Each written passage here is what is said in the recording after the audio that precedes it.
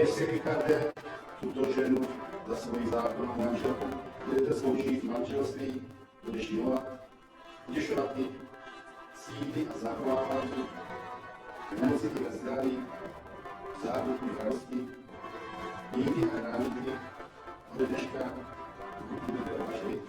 Ano.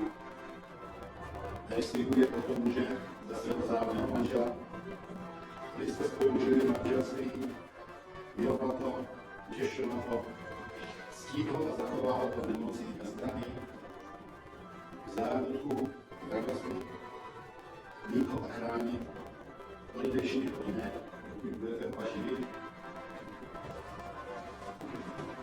A náhodku. No, vlastně k této části jsme si ještě dostali, jasně. Je to opravdu ono? Ano.